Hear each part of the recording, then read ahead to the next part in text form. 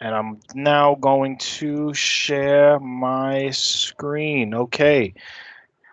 For those of you who are on the call, can you please confirm that you're able to see my screen? Yes, we see it. Thank you. Thank you. Okay, so just to go ahead and reintroduce myself, my name is Jules Mayer. I am the physician consultant that is on the project.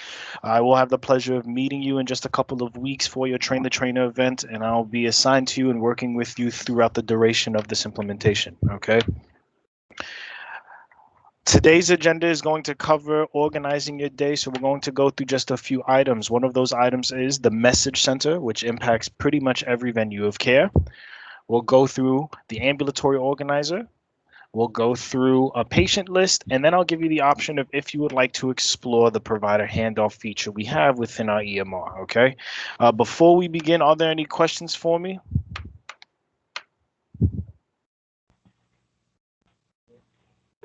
Don't think so. All right, okay. So to begin, I'm also going to be using this highlighting cursor to be able to show you exactly where I would like to bring to your attention. So the very first thing is when I log into my home page in PowerChart, it's going to pull me to something called our message center on the left-hand side and the ambulatory organizer here in the middle and center of the screen. We're going to focus on the message center for the time being.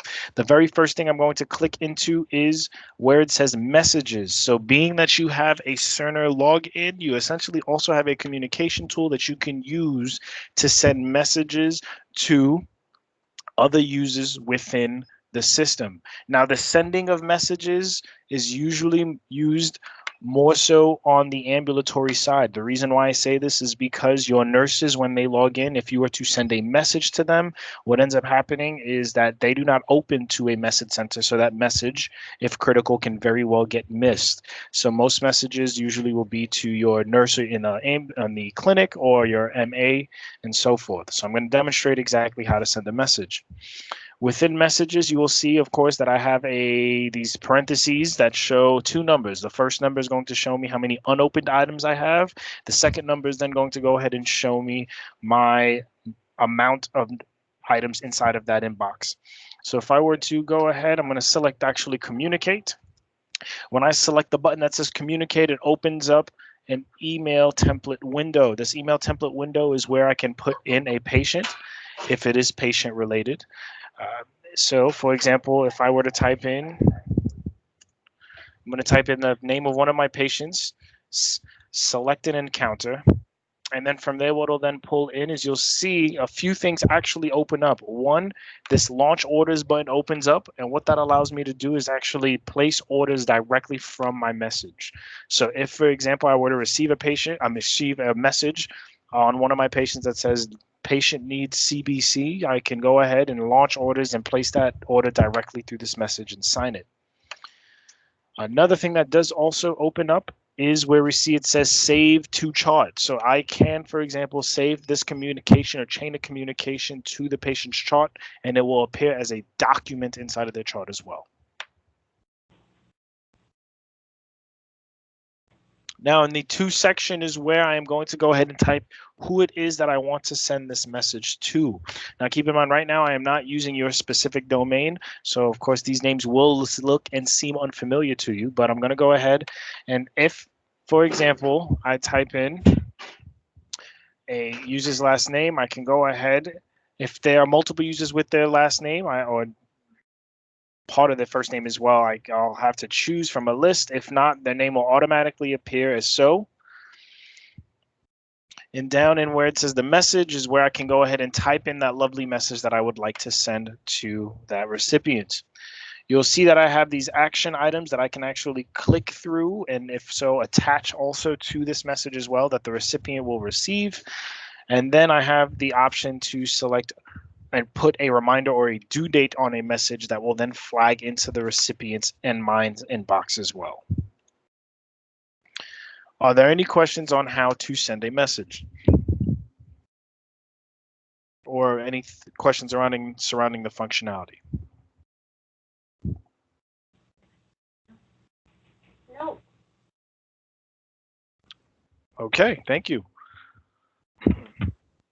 So again, had I typed in a message and then selected send, and please as well, if you notice that you do have a question, please feel free to stop me in the middle of what I'm going through. So from here, if I were to again go ahead and select send, that would have then sent this message to the patient, to the recipient's inbox. Now, if I were to receive a message, of course, this is what it would look like. I can then go ahead and double left click, open this up. Oh, I will take a look at that, okay? And you will be able to see the message that I had sent to the recipient and then what they have also received as well. Upon the reply, I can then go ahead and then select reply as well. Next thing I'm going to go into is documents. So documents, what to expect in documents are a few things. Any notes that are forwarded to the physician for co-signature or for review will appear here in documents as well. Like whether if it's been sent to me for signature, I'll see it'll say sign. If it was for review, another section would have fleshed out to say review. Now, another thing that will also pull into documents are code inquiries. So if there are code inquiries from HIM, if they were to send one our way to my inbox, I would be able to see that code inquiry as well. I'm just going to go ahead and open up one of these items.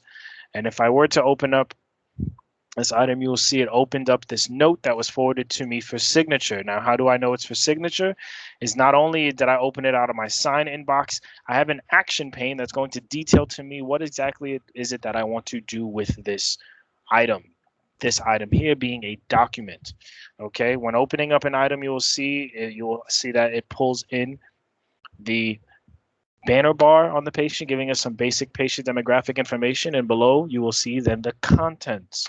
So right now we're looking at an H&P that was created, and it was forwarded to me to sign.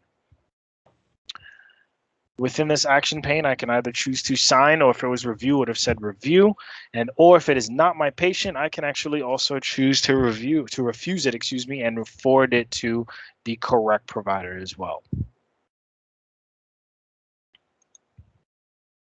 Now, this action pane is consistent between the different components of your message center. You'll notice that not only will I have an action to choose from, I will also have 3 options to choose from as well. Next, okay and close, okay and next.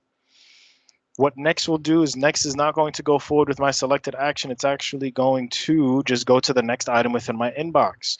But if I select OK and close, it will go forward with my selected action and close out of this view back to my list of items. Or if I select OK and next, it will go forward with my selected action and then go to the next item within my inbox.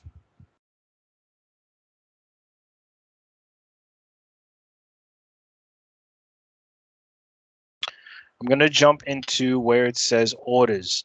So cosign, you'll see that this has fleshed out into renewal orders and cosign orders. It also fleshed out into proposed orders. I'm going to focus on cosign orders for the time being. Cosign orders are any orders that are placed on the physician's or provider's behalf by the nurse will filter into their cosign orders section. So you can see I have about 246 orders for me to then cosign. Now, when an order is placed on behalf of a physician or provider, it is active upon the time of signing if it's chosen with that communication type from the nursing side. So if they chose like if they chose a verbal with readback option or whatnot, that will filter back to the cosign orders inbox, more so for review, but it's not pending the physician's signature to be active in the patient's chart. Before I move forward, are there any questions surrounding that piece?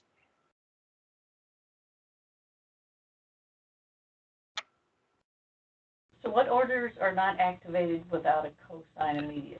It's considered a proposed order. So things that are proposed orders, there's an option to place a proposed order on depending on the order. I believe there is an option to propose an order, which is kind of almost like a recommendation. Essentially, is how it goes through because it requires physician's signature in order to be active. That's the type of order you can place. Or another thing that's considered a proposed order is refills. Refills come in as proposed orders awaiting signature as well to be active as a script. So that's the type of order that pulls through. I just don't have an example of what a proposed order is in my inbox. It's just cosign that I have currently. Did that answer your question? Yes. Okay, so we're going to move forward into cosign orders. So from here, you can see I have a list of orders for me to sign. If I were to double left click on one of those items, you will see that I have a blue banner bar across the top, just like we were looking at when we were opening the other items within documents. You will see also that there also pulls in a details box that kind of explains exactly what the details of that order is, where I can also look at the specific details here and actually switch through those tabs if I seek that information. You'll see at the bottom there's an action pane. That action pane, I have the option to approve and refuse. And then from there, you will see that I still have my same three options in the bottom right corner: next, okay, and close, and okay, and next.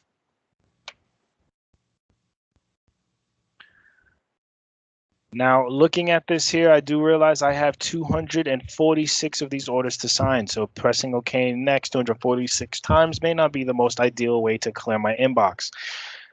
There is a way for you to be able to batch approve orders. If I were to single left click on where it says one of my patients, you can see here I have about quite a bit of orders to ZZ Test Ambulatory.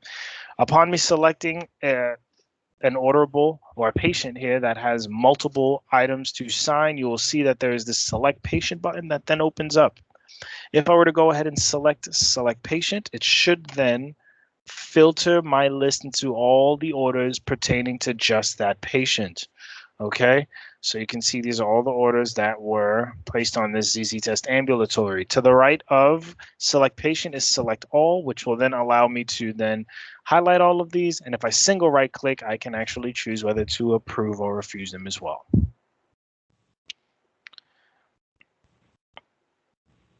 So Now, this yes, is go ahead. I had exposure to this a little earlier today, and they told me not to teach the physicians that select all button. Correct, and you'll hear it from me too. And what for your training and train the trainer, you will hear me go, and it will go a little something like this. I very well know that there's a select all button here to the right. Right now, I do know fingers can slip and select all, and then a finger can slip again. You can right click and select approve, but I'm not teaching to that. Do you get what I'm saying? So yes, you want to do, I would prefer you do by patient, select patient, then you can do select all so you can kind of manage it better versus you just selecting all directly from here and then right clicking approve. But yes, good call. That is something we, yes. Are there any other questions surrounding batch approving of orders or the orders section?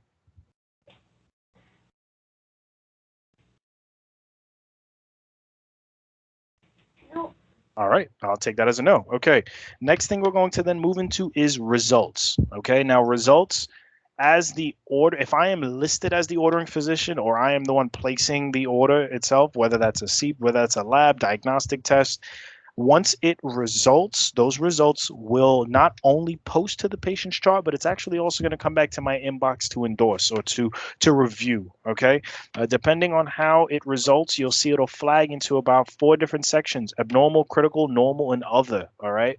Now, other sometimes can be used for more like microbio and patho, but abnormal, critical, normal, you can see mostly used for your other labs and diagnostic tests as well. So if I were to click into where it says abnormal, within abnormal, then I can then go ahead and just open up one of these items here, and you will see it will then pull in, for example, the exact result. Okay. Inside of here, you will see that I also have an action pane, and inside of that action pane, my choices are different versus approve or sign or review. It says endorse, where I can then go ahead and choose my option and then select one of the OKs to move forward. Now, a key thing that will happen with results is sometimes you might go ahead to click OK and close or OK and next, and it will tell you you have not reviewed the result. That is because the system has not recognized you scrolling down this list of results to then give you the option to OK and close or OK and next. Another question I often get as well is, well, what if I wanted to send this result to my nurse to call the patient with? I can actually click this down arrow next to create, select a staff message, and then put in my nurse's name to then with the task that I would have for my nurse as well.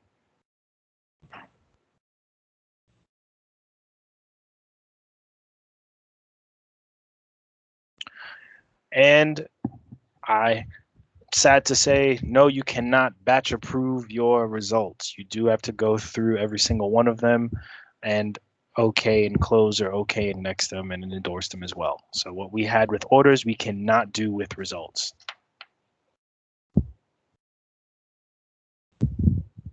If you sort them by patient name, so you can look at one patient's, all their orders at one time, the You, results. st- you still can. So I can still do Rachel, for example, and do select patient, and I can still just see all the results assigned to Rachel. I can still do that. You just wouldn't be able to batch approve them. Fine.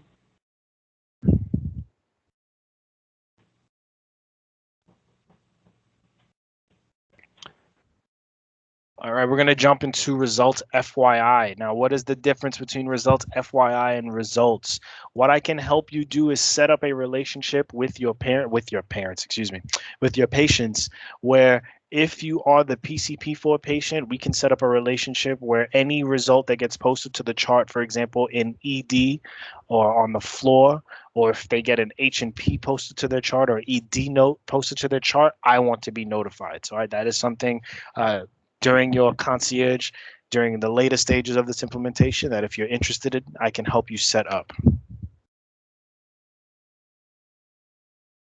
But yeah, so that's the difference. Results is I am ordering all my patients and that they're getting resulted. Results FYI is just me having a relationship as primary care provider with this patient. That's filtering results from other physicians that I want to take a look at as well.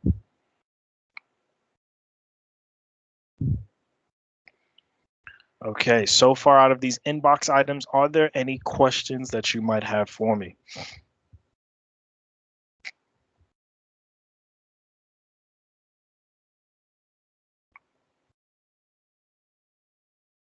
Okay, I'm going to take that as a no. We're going to move forward. We're going to go into work items here. So work items, you're going to see these few different sections. Save documents. When we do get into the documentation portions of our calls and also during our training, you will see that you'll have the option to create your note, but then save it. Upon selecting that save button, it's going to put that note in a preliminary status where I can then go ahead and open the note from here and actually go ahead and modify it from this page versus me going back into the patient's chart and then documenting as well. So again, save documents, and for those notes that you have saved, you might not have finished, this will allow you to do so.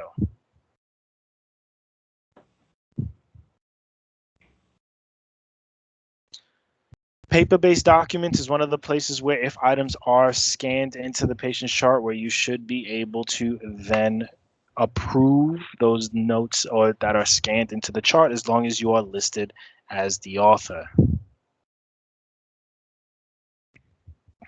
Reminders, when we are inside of sending a message, this is where you would be able to, for example, see where that flag would come through depending on the threshold you had set inside of the message. And then anticipated documents is where your HIM team can set up a queue where it expects to have an H&P within 24 hours on a patient's admission, or for example, 72 after discharge. With that being said, if you are listed as the admitting physician or the attending, what will happen is it'll list for an anticipated document, usually for H&P and discharge summary, and that H&P is letting you know that the system is looking for an H&P, which of course, if I were to open up one of these, it'll just say that should be flipped. It should say that under paper-based, but under anticipated, it'll say this is an anticipated document, and then what will then allow me to do is I can actually go ahead and complete my note within the chart, and that should remove it from my list.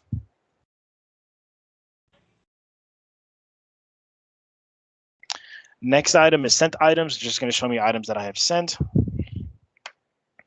Trash is going to show any of the items that I've deleted. And then notify receipts is a way for me to be able to I can set on messages that I send a notify receipt so that I am notified, of course, when they open up my message.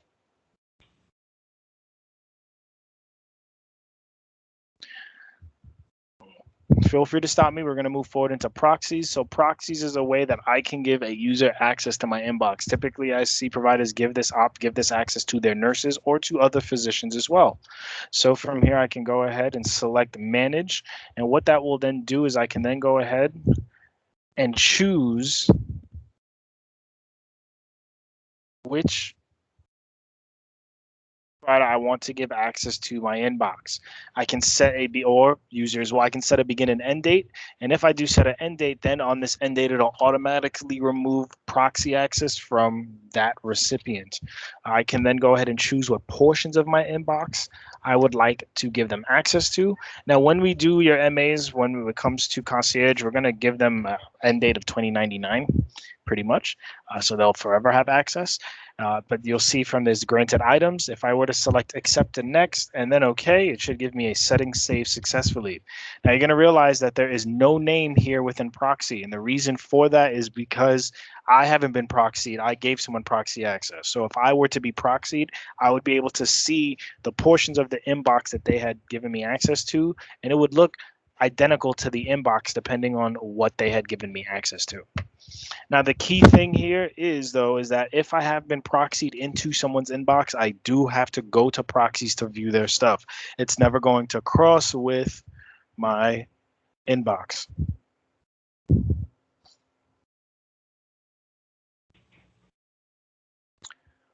Before I move forward, are there any questions surrounding proxies?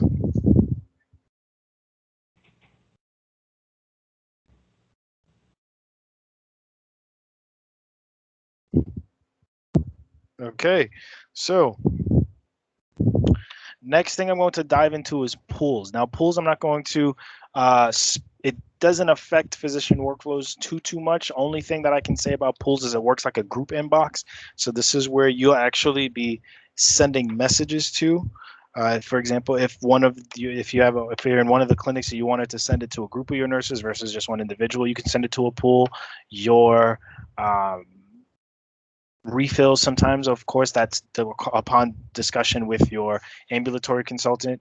With refills, they can also be directed to a pool and be handled that way versus coming back into the physician's inbox. So it technically works like a group inbox, but usually you'll see that for for scheduling, for prior auth.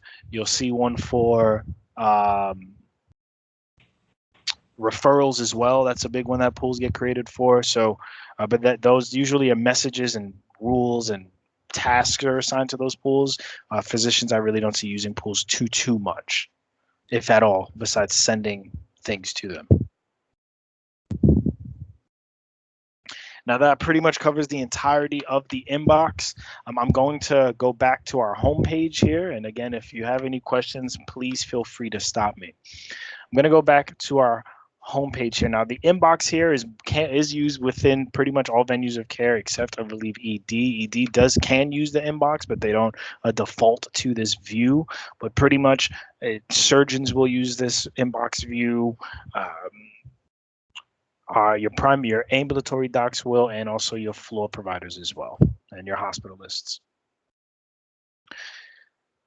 So I'm going to move over to our ambulatory organizer. Now, the ambulatory organizer is where we will be able to see not only the clinic schedule, but this is where we'll also be able to see the surgery schedule as well. Okay, now you'll notice right now I'm in a day view and it has today's date. It shows me here the schedule is going to be controlled by where it says patients for.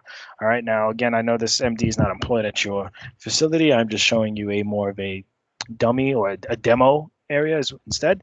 So for example, as a physician at Schoolcraft, your name should appear here if you practice on the ambulatory side, or also if you practice surgery as well. You will see that your name should appear here, and below is where it will pull in the location. It'll also pull in the patients as well.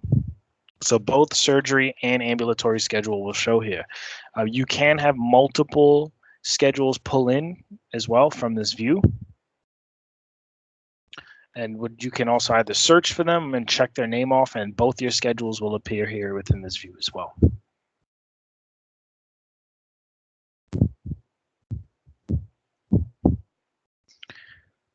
So the first thing inside of the day view, of course, I can go ahead and switch the date forward and back. I can also then from here choose to have a calendar view. I can jump ahead in this view.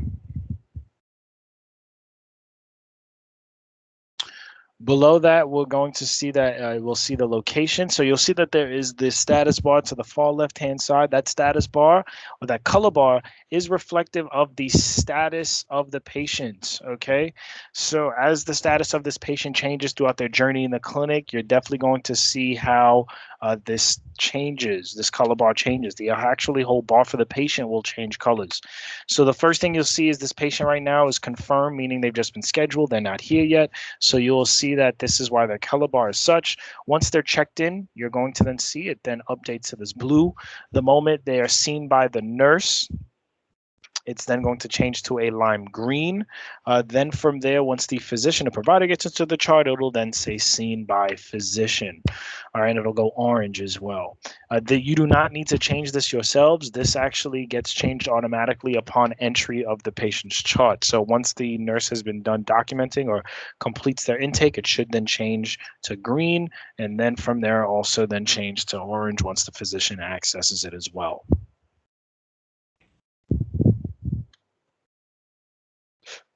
I'm going to go ahead and move from left to right. We'll see the time of the appointment. You'll see the duration of the appointment. You'll see the patient's name, age, and gender. If I hover over the patient's name, you see it'll give me some basic patient demographic information. I'll be able to see the date of birth, their gender, and also their home phone number as well, or mobile if that's what's been entered.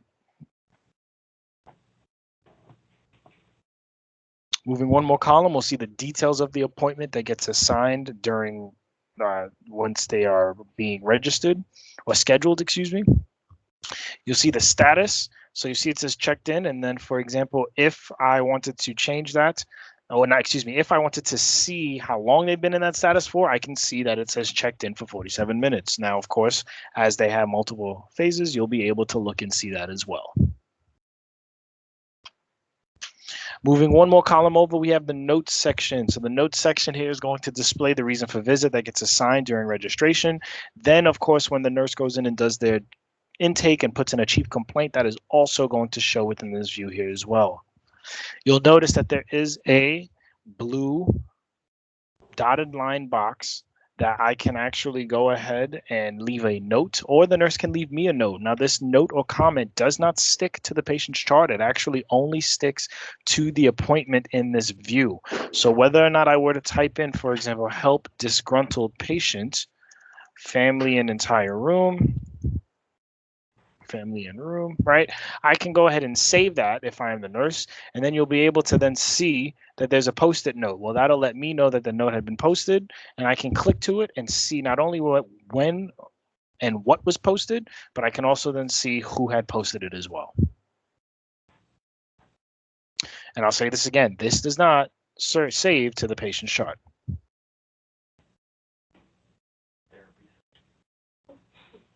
Okay.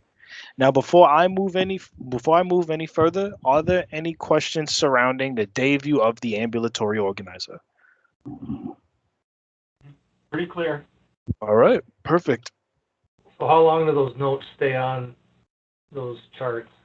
It's just to this view, this appointment. So if a month from now I wanted to look back and see, and I came back to this September, if it's October 18th and I came back to September 18th, it sticks to just this view, just that appointment. Okay.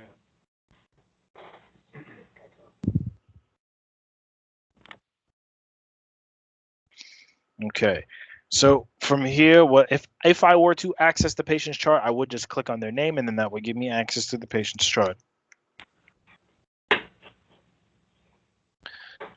Next thing I'm going to go to is the calendar view. So if I click calendar, that's then going to tell me, for example, who in my patients for section, I can then see the patients that are scheduled to them from a calendar view, from a week to week view, and I can also use those forward and left arrows to change that as well. And then also use the calendar to then change to a specific date, just the same.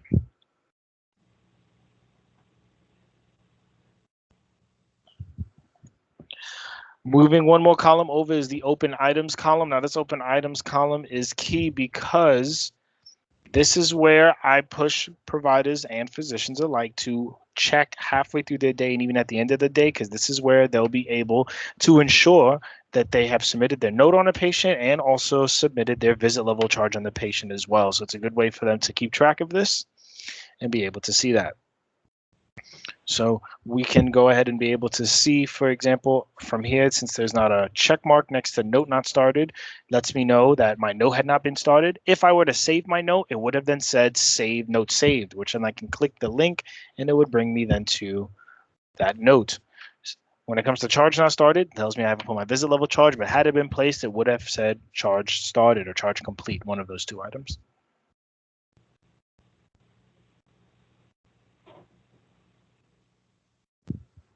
Now I'm going to access patient charge on the inpatient side, and how that can happen is through the patient list. So if I click to where it says patient list, this is where I'll be able to access patients on the floor. Whether it's, if I'm a hospitalist, I can access patients charts in the ED.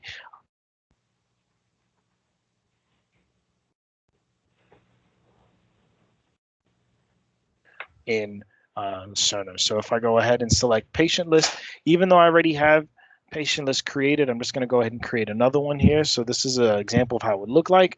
I can go ahead, I'm going to select my wrench. I'm going to go ahead and select new. These are the different types of patient lists I can create. So I can create one by location, which is the default one we usually create, by medical service. If provider group interests you, this is where I can go ahead and set it up where you can have a shared inbox, a shared patient list with another provider that you see each other's patients and only each other's patients. Might be a good option for that as well. By relationship, so I just want to see, for example, any patient I am the admitting physician for, I can then see that pull in as well. Or I can just go by custom. Custom will just then from there allow me to put any kind of rule on that patient list and put any of the criteria on it as well. Okay, so I'm going to go ahead and select location, select next. I'm going to open up my locations and go ahead so I can take a look here. And I'm just going to go ahead and choose, for example, nursery. Where's my nursery? Now you'll see I clicked inside the unit because that gives me the entire unit instead of opening further, because that'll give me the exact rooms, which we don't want. If I want to see the entire unit, that's fine. I can change the name of these and then select finish. Then I can then pull my list over, select OK, and you'll see it added the list to my view here.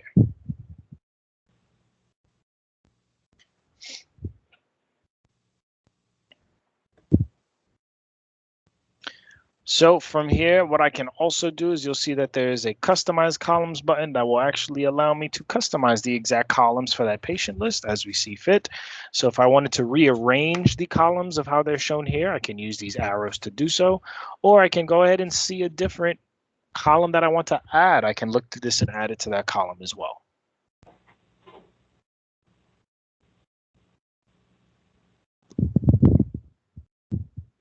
Once I've made any changes, I can then go ahead and then select my floppy disk, and that'll save the change to that list.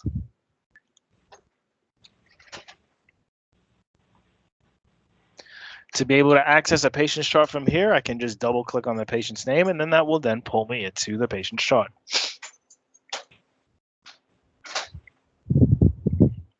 Now, are there any questions surrounding the functionality of a patient list?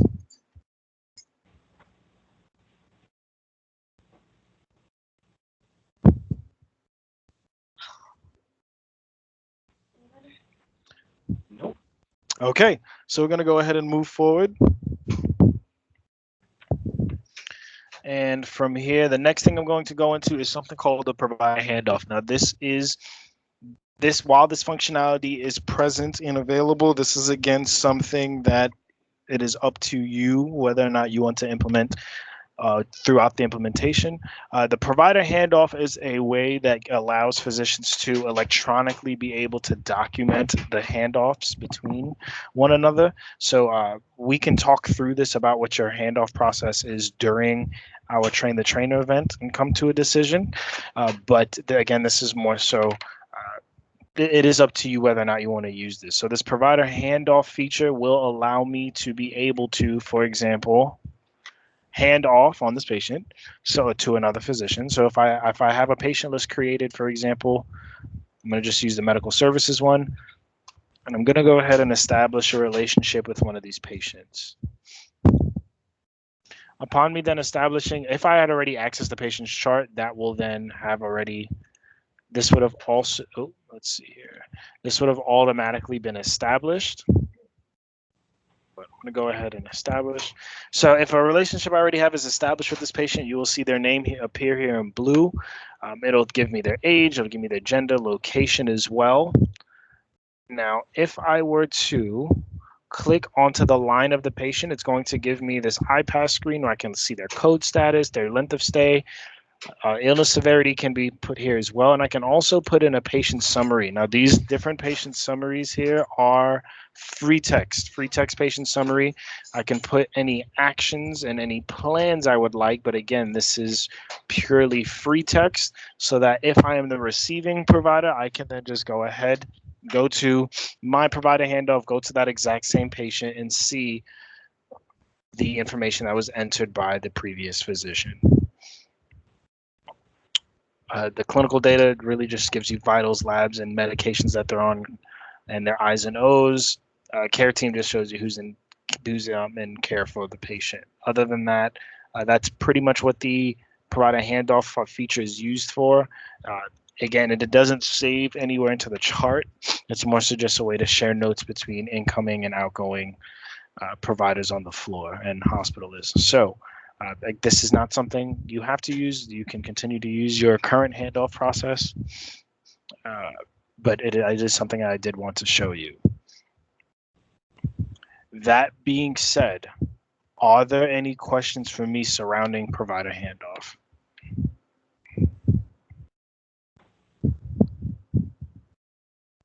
Nope.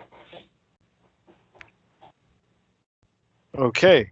That being said, are there any questions overall? Because that is the few items that I did want to go over with you during our call. But are there any other questions that you might have for me before we end our call today? This is Christine Kuster. Hey, hold on. Hey, look, can't hear you. I just have a question as far as how this meshes in with the physician super user training. Are they going to pick up where we've left off, or are we going to review this information again? And when are we supposed to start training our colleagues? For physicians, you're saying? Yes. So the key thing that is very different with physicians is train the trainer is when those super users will be going through what I go through pretty much through the calls, but now I'll be with them and it'll be hands-on. But the one thing that is different with the physician team that is different with every other team that you'll probably be dealing with at Cerner is that we handle the end user training for the physicians. Okay, so while as a super user you'll be relied on for support during conversion and post go live be able to help with any onboarding, we handle the end user training for you. So we're not the same as every other team where, for example, like CareNet, the inpatient nursing will be responsible for training the rest of the nursing end users. Actually, we handle the end user training for the providers. Okay, I'm confused about that because it's not what I was told on the last training call. So the physicians, we are not going to be responsible for training our colleagues in any way? No. The only way you'll be responsible for training is if there is a physician that cannot attend training or falls out of the timeline that we are here to train them, or for example, sometimes if it comes to like virtual or locum providers, that is a situation where we rely on you internally to train them. But especially for your physicians that can make the physician end user training event that we have, and I'll get you the exact date on that as well. I myself or someone from my team will be coming out to train those physicians, and super users are more than welcome to join. But that is why we have a end user training event for you. We come out and do the training for you. Okay, so that is not till pretty close to go live when the physician end user training is. Correct. I can give you a date. Let me go ahead and pull that up in just a moment. I just need to stop sharing my screen. Let me pull that up for you here. End user training for you will be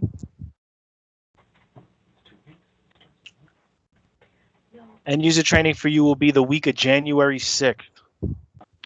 And then concierge will be the week of January 13th. Okay, I just what I think it was Heather that we were on this phone call with like 3 or 4 weeks ago, and she told us completely a different thing, and that we would need to be like setting up like test patients to be able to run people through stuff. And Heather who, if you don't mind me asking? well, I don't know. It was certain. Danette, are you here? Because you were in the room with me. Yeah, I'm in here, so Anna, but. Because that's the expectation for every other team other than physicians. Physicians, we have an end user training event. So I don't know if they were speaking towards physicians or towards what majority of the teams do. But outside for physicians, we handle the training on the Cerner side with your help, of course, but we mostly handle that training. So this additional training for those of us that are on this team is just to make sure that we have a deep dive in this? Correct. That train the trainer event is for those who are super users, since you will be the long-term support of the physicians. So you can also be an extension of us as Cerner associates and consultants, so that you can speak to the functionalities of the system and be able to assist when we are there, also speak to workflows, and also assist when we are no longer there as well. Okay, thank you. You're welcome.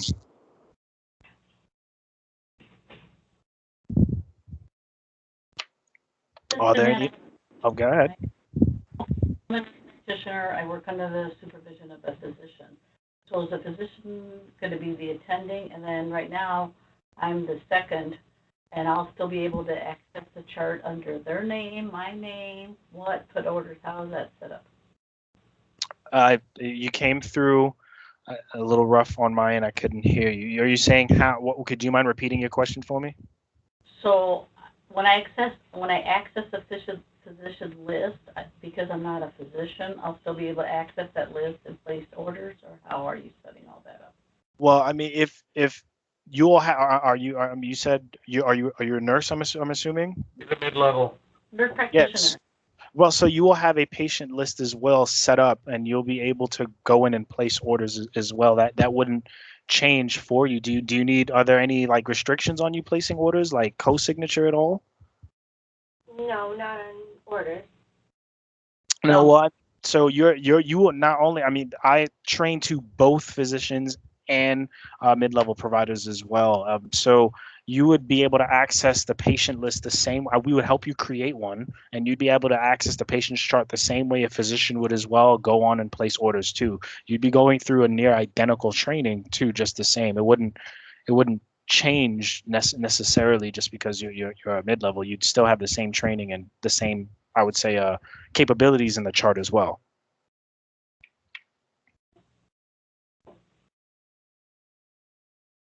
Did that answer your question?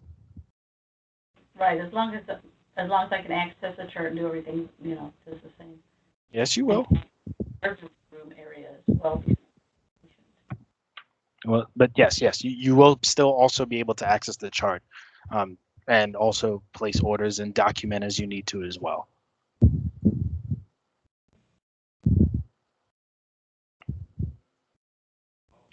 Okay, are there any other questions that I can address while we're together before we get off this call?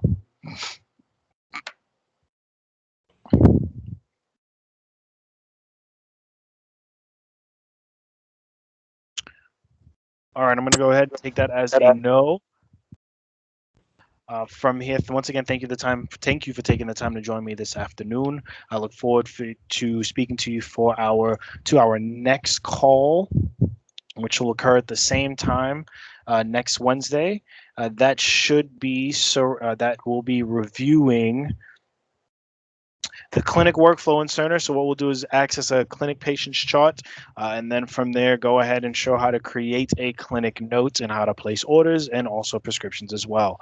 So again, you'll notice in the invite, I put who should be attending those calls in bold font next to each session. So again, not everyone has to attend those sessions unless you either practice in that venue of care or you are a super user there or champion there as well. Other than that, I thank you for taking the time to join me. I look forward to speaking to you next week. And if you have any questions, again, please feel free to email me. Thank you. And the recording of this is going to be on the Cerner Methodem website? Yes. Yep. Once I get the chance, I will post it to Methodem, and I'll actually show you where the pathway is to get to that as well. Okay, you'll send us an email. Yes, I will. I'll send you an email. Thank you very much. Thank you. Thank you. Thank you. Thank you.